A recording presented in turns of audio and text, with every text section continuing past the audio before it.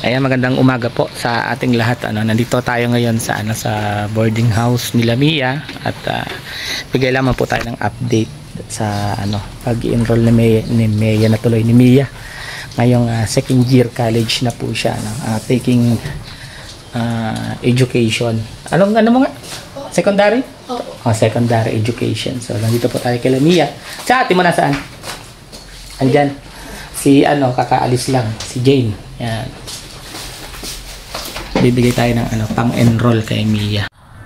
So, ito si Mia. Ayun, naka-ready na pati si Mia pagpunta ko dito. Mia, kumusta? Okay lang. Okay lang. Akala ko nga po din na to. Hindi na makakapag-enroll ngayon. Oo, yan si Mia. Mag-abroad na sana si Mia. Hindi pa naman po, nag-ano pa lang. Actually, buo na talaga po yung plano namin ni ate na mag-apply sa ganun. Sabi ni ate, mag-aral-aral pwedeng May passport ka na sana? Nagkukuha na po kami nung nakaraan. Kaso po, nag-cut kasi po ang daming nagka-problema dyan sa pila. Oo. Nagkaroon ng dyan yung sa Capitol yun. Ayun yun. Kami sabi namin, kung hindi pala rin dito, sabi, di next time na lang. Kasi nga sabi namin, malayo din po kasi yung ligas. Sabi namin, ipon-ipon muna tayo ng client. So, ayan nagplano na pala sila Mia na mag-abroad. Ano naman ang pakiramdam Mia na tuloy-tuloy yung pag-aaral mo at merong tutulong sa atin para makapag-tapos ka ng pag-aaral. And then, desidido kasi siya. Kasi nung sinabi kong hihinto ka na at ayaw mo nang mag-aral, abroad ka na lang. Ang sinabi niya kasi, ba't ganun ang naging mindset ni Mia? So, dapat mag-aral siya at ako nang bahala. Ano yung masasabi mo na merong ganong tao na gusto niya talagang desidido siya, no? At ayaw niyang magpabanggit ng pangalan kung sino siya. At hindi rin siya yung pala-comment sa mga live. As in, anonymous sponsor siya. Oo. Hindi ko, actually, nung una po, akala ko, sabi ko, actually nung sinabi niyo po niya sa akin, hindi ko po alam paano magre-react. Kasi, yun nga po, dahil nga po nakapag-decide na kami ni ate. So, sabi ko, ano kayong gagawin ko? Pero sabi ko, if ever na talagang para dito ako, parang, gagrab ko na yung chance na to para makapag-aral na makapagpatuloy. Tapos, yun nga po, sabi ko, yun nga po, hindi ko ma-imagine na makapagpatuloy pa ako ngayon kasi hindi ko rin po talaga to inaasahan kaya hindi ko paano ko sabi ko ate, kaya lagi ako nagtanong kay ate, sabi ko ate, sabi ko ano ba ito? Ba ako? Gagrab ko na ba to? Or sabi ko, kasi gusto ko na rin nga pong makatulong. Tapos, sabi ko, Lord, sabi ko, kung man po, kung po yung para sa akin, gabayan niyo po ako para malaman ko if tutuloy ba ako dito o dito ba ako. Kasi sabi ko, sayang din naman po yung chance na may nag-o-offer na ng pag-aaral ko. Sabi ko, ayoko rin naman i-reject na gano'n na po. Kaya sabi ko, napag-usapan ako namin ni ate na ituloy na lang siguro kasi hindi rin naman po ako sure na if makakapag-apply agad or makakapag-abroad agad. So, yun nga rin po ang naisip ko na sabi ko, dito na muna. Tapos sabi ko, grabe po yung pagpapasalamat ko ng mga nakaraan kasi sabi ko, if ever na magtigil nga po ako, hindi ako dito mag-work sa DAET. Kasi sabi ko, makikita ko yung mga classmates ko, syempre po pumapasok sila. Syempre sabi ko, gusto ko rin sana pumasok. Kasi sabi ko, gusto ko rin matulungan na sila ate. Kaso nga po yun. Tapos yun, dumating siya. Thank you po. Alam mo bang may kakilala ako na same situation sa'yo? Nandiyan din siya sa Mabini. Nag-aaral. Actually, umiiyak nga siya last time. Kasi nakapag-enroll na yung mga classmate niya. Kasama pa siya pag-enroll and then tawag dito, siya naman may aayusin lang yung grades ba kasi hindi daw, parang nawala yata yung test paper. Oo, so hindi okay yung so during that time enrollment na, ayun, umiiyak siya kasi hindi nga siya makakapag-enroll. And then suddenly after siguro mga how many hours lang, meron din nag-sponsor sa kanya. At binayaran na yung full tuition niya. Ito? Oo. Oo, nung ano lang, nung 16 yata. Ay, nung 15, nung 16. 18 pa na ngayon. Po ba? Basta nandyan siya sa Mabini. Di ko alam kung anong kurso niya. So, nakapag-enroll na siya kahapon. Anong 16 yata, fully paid na din. So, tuwang-tuwa siya. Kumbaga, same situation na ano na siya gustong-gusto niyang makapag-aral. Ikaw gustong-gusto mo din makapag-aral. Ano, Kasama may din sa situation. oo, same situation kayo. Then may dumarating na ano, yung chance ba, Okay. yung tao na willing na tumulong, ano, ganun din siya. Tsaka andyan din siya sa Mabini nag-aaral. And then kung maalala mo nung nag-message ka sa akin ng long message, 'di ba hindi ako nag-reply? Opo. Nag-heart lang ako doon kasi ayoko rin, para sa akin ayoko rin na tumigil ka. Huminto ka sa pag-aaral kasi ilang taon lang, 'di ba, parang ang bilis lang nung 1 year. Opo. Ang bilis lang nung 1 year.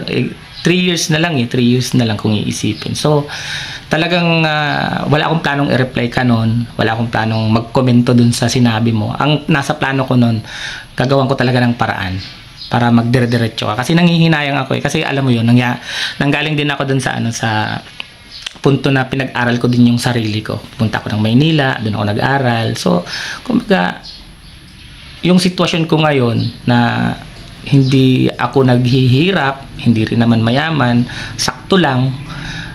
Gusto ko rin na malay mo maging mas successful ka pa kaysa sa akin, maging teacher ka or maging police ka kasi pwede ka naman kung saan mag-exam, 'di ba?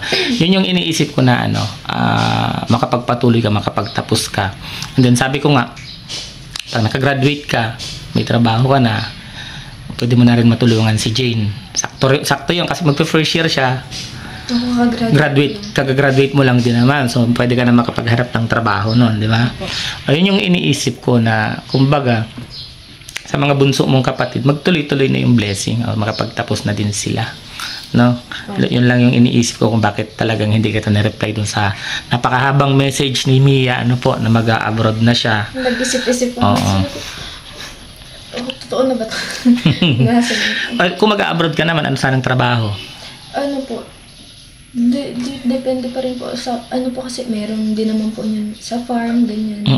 Yung sa ano ba ito, mga so ano yan? Mga part ng Japan, yung gano'n, or sa farm or New Zealand, mga ganyan dyan Opo. Switzerland, di ba? Yung mga ganyan. Canada, yan yung mga matataas ang sahod sa farming. Ayun. So, ang due ng ang due ng boarding house nyo every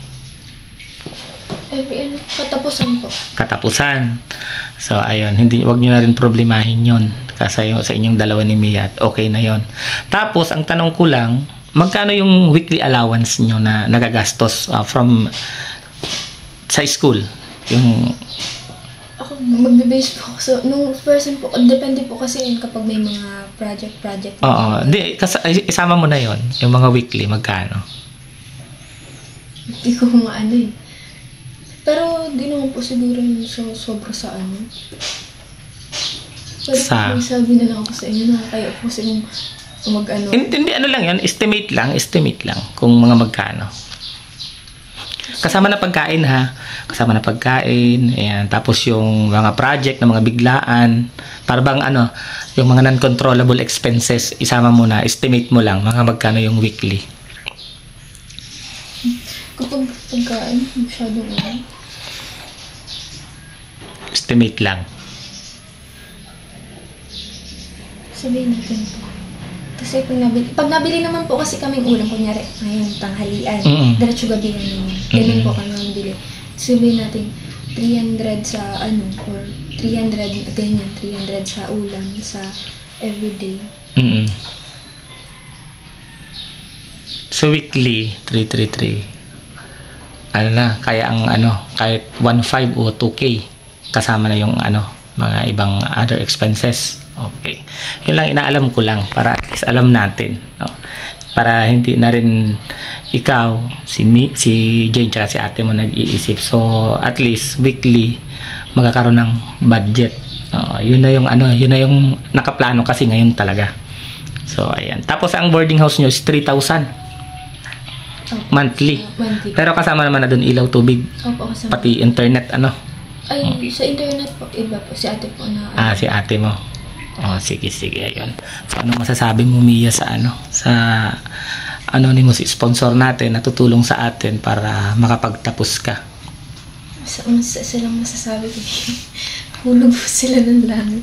Kasi Ayan. talagang, talagang, actually, lahat naman po nung naging sponsor sa pag-aaral ko, ganyan, sa lahat po na nagtulong. Laging, sila, talagang, lalo na po kayo, syempre. Kasi kayo po yung nagiging way nila para makapag-abot ng tulong din sa amin. Ganyan po. Kaya, thank you so much po kasi kahit nagkameron ako ng decision ng mga nakaraan na parang masyadong nabigla, lalo na po si Daddy D, pa rin po kayo, talagang po kayo na pinilit nyo na ipatuloy ko itong year na to na mag-aral ako. Ayan. Thank you so much po. Nag-chat sa akin po si Mia kahapon, no, na actually ang tuition niya lang na chinat sa akin is 1,900 Opo. plus, no? Kasi yun po ang nakalagay sa portal. Tapos may pag ganyan ko po. Tapos nag-chat din sa akin yung dati kong blackmate. Sabi ko, uy, 0-0 na, hala, baka libre na tayo. Ganon siya. 1,900. Tapos nag-2,300. 400 lang naman yung dinagdag. 400 lang. Po. So ngayon, bibigyan kita, Mia, ng 4,000. Ayan, 4,000. Thank you. Kasama na dyan yung mga, kung may babayaran pang iba, pwede mo nang mabayaran. Tapos, kailan ang start ng pasukan? Sa po? August 18 po. August 18. Pag Monday ako. Oo. August 18. 18 nga. Ayan, malapit na pala ang ang pasukan ninyo. So, ayan po si Mia, ang update kay Mia. Tuloy-tuloy na siyang mag-aaral at hindi na daw siya mag-abroad. Kung sakasakali mag-abroad siya, paka-graduate niya na. Di ba? Mas maganda kasi pagka nakatapos, mas malaki yung chance na makakuha ka ng mas magandang trabaho. No? Hindi yung basta-bastang trabaho lang. Kasi mahirap na rin makipagsapalaran ngayon sa abroad, lalo giyera ng giyera. Okay. Di ba? So, kung nandito ka lang, makakapag-aral ka. Kung saan na pala sila mama mo dun? Kahit pa paano naman po, nag-okay. Uwi nga po talaga ako ngayon dahil po ihahatid ko yung binili namin na pang-BP. Kasi yung pang-BP daw po, siguro po sa sobrang taas ng BP nila, pumutok. Ano naman? Nagbutas na po. So, binilhan po ni ate ng nakaraan. Uy, ingat kayo sa biyahe kasi ngayon, laging may aksidente. Meron na naman kanina, inaaraw-araw na ang Kaya nga po, dahil kalsada. sa ng labo. Kaya nga sabi ko, road to heaven na yun. Road to heaven ang kalsada na yun kasi araw-araw may aksidente. Kaya nga po. So, ayan po, maraming salamat po sa lahat ng tumutulong sa atin, kay Mia, para makapagtapos si Mia. So, ayan, ibabalik liglig siksik at umaapaw naman po ang tulong na inyong ipinapaabot. Lalo sa ating napakabait na anonymous sponsor, talagang yung pagtulong nandyan. Kahit hindi natin siya mabanggit, kahit hindi natin siya nakikita sa aking mga live, no? Andyan po siya at willing na pagtapusin si Mia na tumulong po. Ayan, maraming salamat po sa ating anonymous sponsor. So, again po, thank you so much sa panonood po sa channel ni Daddy Donut. Ingat po kayo at ingat din kami. God bless us all. Thank you so much.